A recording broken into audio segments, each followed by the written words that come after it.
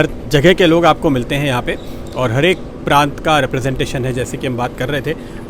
दरअसल ये जो एरिया है इसको बंगाली टोला पहले कहा जाता था, क्योंकि यहाँ पे बंगालियों की बहुत बड़ी आबादी थी। जैसे हमने पहले बात की, यहाँ से अगर आप उस तरफ जाते हैं यानी दक्षिण की तरफ जाते हैं तो आपको दक्षिण भारत मिलेगा, और उत्तर की तरफ जाते हैं तो धीरे धीरे आपको गुजरात मिलेगा, पंजाब मिलेगा, महाराष्ट्र भी मिलेगा। वहाँ के सारे लोग एक के बाद एक आपको मिलेंगे, और उस एरिया में जाने से अभी भी आपको लगता है कि शायद आप उसी प्रदेश में आ गए हैं। हालांकि धीरे धीरे चूँकि लोग जो अपने शहर से, अपने प्रांत से बहुत ज़्यादा दूर होते हैं तो उनकी भाषा बोली वगैरह बदल जाती है, लेकिन फिर भी आपको वैसा पहनावा, रहन सहन, लोग और भाषा भी काफ़ी हद तक अलग अलग मोहल्लों में सुनने को मिलती है। तो ये तो विविधता थी उस वक्त की, जब शायद सभी लोग काशी पढ़ने आया करते थे। और ऐसा मैंने देखा है कई जगह कि जब जनेऊ होती है, यज्ञोपवीत होता है, तो बच्चा कहता है कि मैं काशी पढ़ने जा रहा हूँ, और वो देश के किसी भी कोने में हो, बच्चा काशी पढ़ने जाता है। चाहे वो महाराष्ट्र का बच्चा हो, चाहे वो दक्षिण का बच्चा हो, और उसको फिर पकड़ के रोका जाता है कि भाई पढ़ने मत जाओ, यहीं पे रह जाओ, यहीं पढ़ लो। ऐसी वो एक परंपरा है। यानी उस समय ये बात स्पष्ट थी कि आज क्या कहेंगे आप, IIT IIM जो है वो उस समय बनारस था। जी बिल्कुल, ये आपने बहुत सही उपमा दी है कि जो आज का IIT IIM है और एम्स है जहाँ लोग पढ़ने जाते हैं, तो और ये जो प्रथाएं हैं इस तरह की, जो ये अभी भी मैं ये कहूँगा कि साउथ इंडिया में ज़्यादा प्रचलित हैं, क्योंकि वहाँ पर अभी भी काफ़ी सारी चीज़ों को उन्होंने मेंटेन किया है।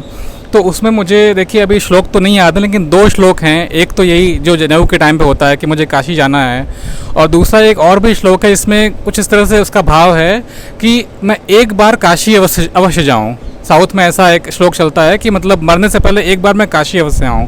तो उस वजह से भी वहाँ पे एक लोगों में एक कहीं ना कहीं उनके मन में डीप डाउन में बसा हुआ है कि उन्हें काशी आना है। तो अब जबकि काशी आना बहुत सुलभ हो गया है और बहुत कनेक्टिविटी बढ़ गई है, तो इस वजह से भी हम बहुत ज़्यादा देख रहे हैं कि लोग सभी जगहों से, और ख़ास तौर से साउथ इंडिया जो है, हमारे दक्षिण भारत के जो मित्र हैं, उनकी ओर से यहाँ पे पर्यटन बहुत ज़्यादा बढ़ गया है। तो हाल में यहाँ पे काशी तमिल संगम भी हुआ था, जो कि ये बता रहा है कि काशी के साथ दक्षिण भारत के लोग कितने करीब से जुड़े हुए हैं, और सभी के मठ हैं, हर एक प्रांत का प्रतिनिधित्व करने वाले, और दक्षिण भारत के जो बड़े मठ हैं उन मठों के एक आप कह सकते हैं कि शाखाएं यहाँ पर हैं, और वहाँ के लोग जब आते हैं तो वो अपनी उन्हीं शाखाओं में, उन्हीं मठों में जाते हैं।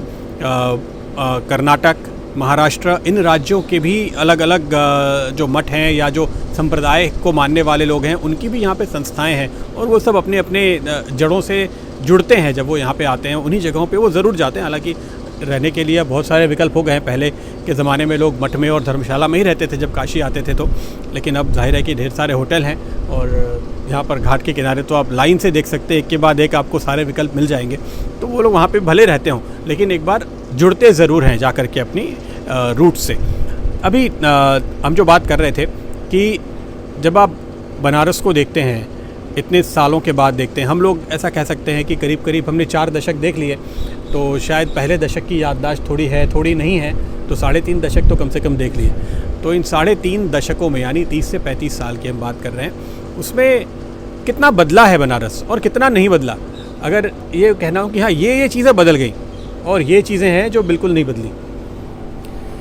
जी बिल्कुल सही बात है। 3.5 दशक की अगर हम बात करें, और शायद, लेकिन मैं फिर से वापस जाऊंगा उसी बात पे कि शायद पिछले 9 सालों की बात करना, मतलब 9 सालों से पहले और 9 सालों के बाद, 2014 से पहले और उसके बाद की बात करना शायद और भी ज़्यादा आसान है। पहले के 2 दशक अलग और ये दशक जो तीसरा जी दशक कह लीजिए। जी हाँ, ऐसे बात कर सकते हैं। तो देखिए बनारस में क्या है कि बहुत कुछ बदला है और फिर भी बहुत कुछ नहीं बदला है। तो जैसा पहले भी हम बात कर रहे थे कि जो बनारस का एक जो स्वभाव है, जो बनारस का एक अक्खड़पन है, एक फक्कड़पन है, एक मस्ती है, एक अलग ही मिजाज है जिसे कहते हैं बनारस का, वो पूरी तरह से बरकरार है। उसमें कोई कमी नहीं आई है। आपको यहाँ पर करोड़पति आदमी भी जो है एक गमछा पहन के सड़क पे घूमता हुआ मिल जाएगा। तो अभी EMI का टेंशन नहीं हुआ है। जी बिल्कुल बिल्कुल, क्योंकि सब अपने अपनी मस्ती में रह रहे हैं, और एक प्रकार का जैसे एक मिजाज की बात है। लेकिन अगर बदलाव की बात करें तो ये कहना ज़रूर होगा कि काफ़ी सारी चीज़ें बदली हैं। जैसे अगर पहले तो ट्रांसपोर्ट की बात कर लें तो कनेक्टिविटी बहुत बढ़ गई है। एयरपोर्ट पहले से था, लेकिन एयरपोर्ट का पूरा एक रिनोवेशन अच्छे तरीके से हुआ है। फ्लाइट कनेक्टिविटी अच्छी है। ट्रेन स्टेशन अपग्रेड कर दिए गए हैं। मनुवाडी का स्टेशन था, उसे काफ़ी अच्छा बना दिया गया है।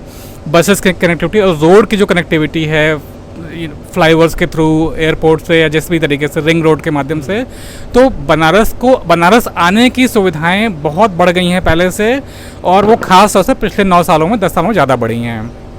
लेकिन जो और जाहिर सी बात है कि उस बढ़ी हुई कनेक्टिविटी की वजह से और बढ़े हुए टूरिज़्म की वजह से रोज़गार ज़्यादा हैं, लोग बहुत ज़्यादा आ रहे हैं, तो जाहिर सी बात है रोज़गार जनरेट हो रहा है, सब कुछ हो रहा है। और भीड़ भी बहुत ज़्यादा है। भीड़ पहले भी बनारस में थी, अब और बढ़ गई है, आगे और बढ़ती रहेगी।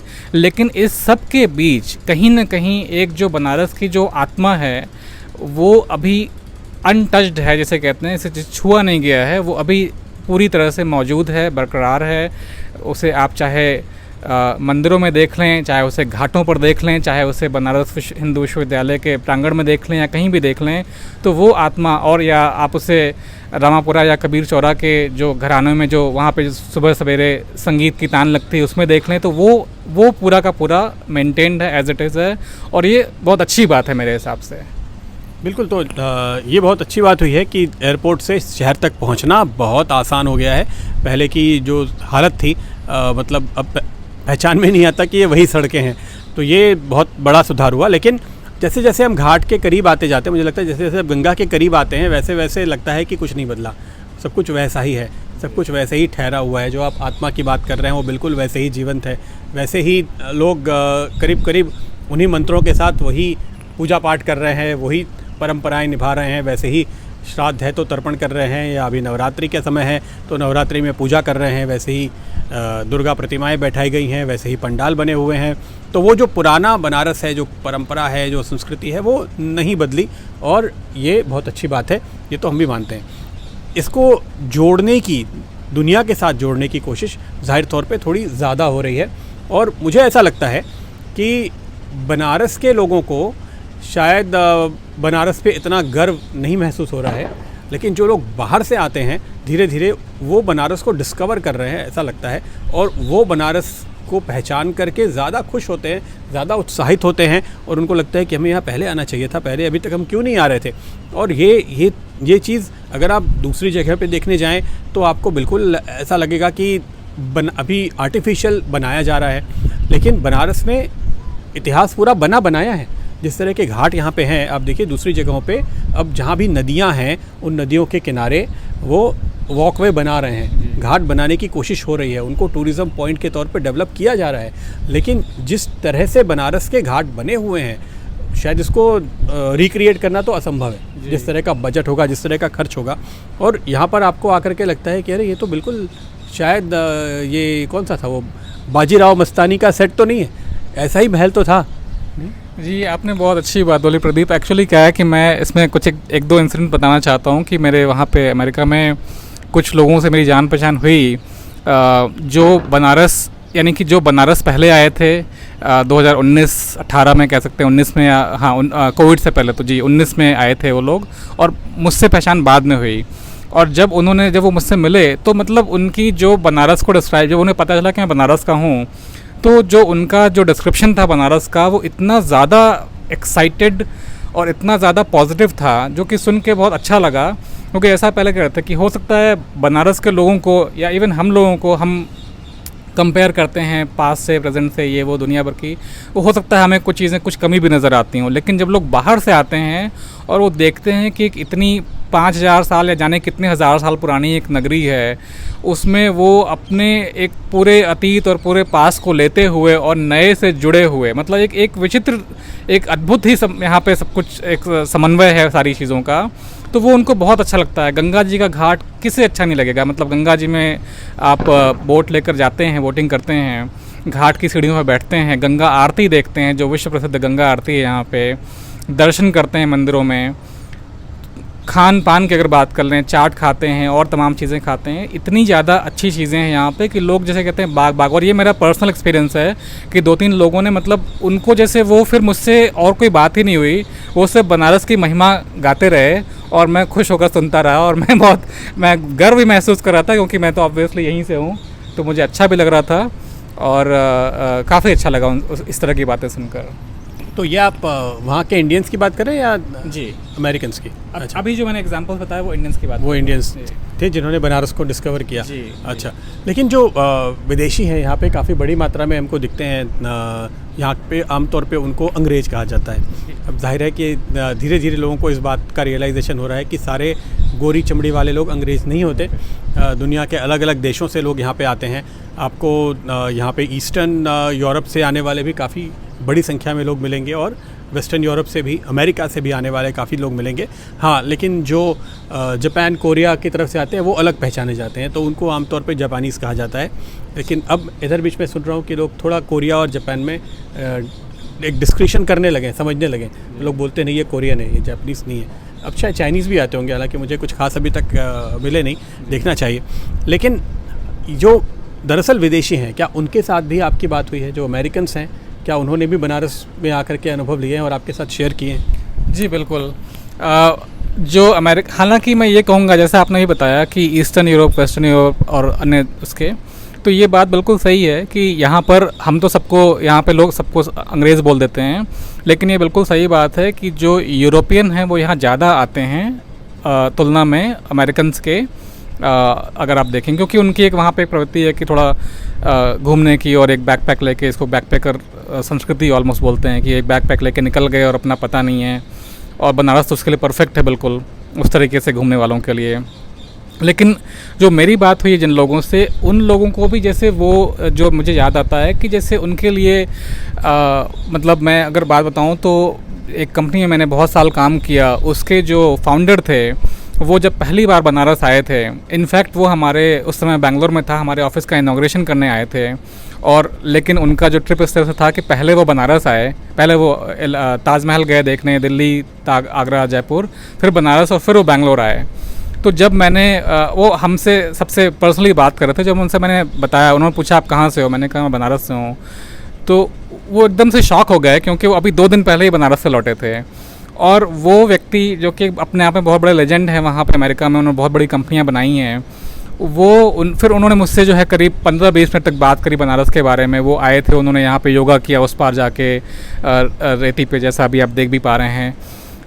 और जो यहाँ का, तो उनके लिए ये एक प्रकार का once in a lifetime जैसे कहते हैं कि ऐसा एक्सपीरियंस होता है। उन्होंने ऐसा कभी कुछ नहीं देखा होता है, उन्होंने ऐसा कुछ देखा ही नहीं होता। उन्होंने नदियाँ बहुत देखी, पहाड़ बहुत देखे, शहर बहुत देखे, पुराने शहर बहुत देखे, लेकिन अब जैसे उनका पुराना शहर मतलब यूरोप, और यूरोप के पुराने शहर कितने होंगे, मतलब कुछ 100 साल, और बहुत हुआ तो 1000 साल में चले गए।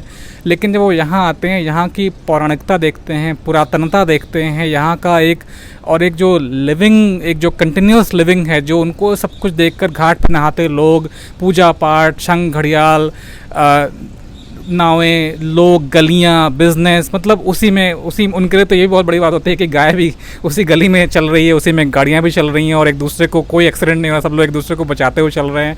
तो एक बहुत बड़ा सा उनके लिए कौतुक हो जाता है कि ये, मतलब उन्होंने, यही कहूँगा मैं कि उन्होंने ऐसा कभी कुछ नहीं देखा होता है। जो इस तरीके के जो वेस्टर्न लोग यहाँ आते हैं, उनके लिए एक बहुत बड़ा कौतुक का विषय तो रहता ही है कम से कम। तो क्या उनको कहीं ये भी इम्प्रेशन था कि भाई बनारस का रहने वाला कोई लड़का बीटेक करके मेरी कंपनी में इंजीनियर भी होगा? जी बिल्कुल सही आपने कहा, क्योंकि वो बहुत सरप्राइज हो गए, क्योंकि वो बेंगलोर में थे, और एक्चुअली मैं भी उतना ही सरप्राइज हुआ, क्योंकि वो पहली बार इंडिया आ रहे हैं। तो मुझे यही उम्मीद थी कि वो शायद इंडिया सीधे बेंगलोर आए होंगे या फिर दिल्ली से आ रहे होंगे। और जब उन्होंने मुझसे पूछा कि आप कहाँ से हो, मैंने कहा मैंने बताया कि मैं एक शहर हूँ जिसका नाम बनारस है और पुरानी सिटी है।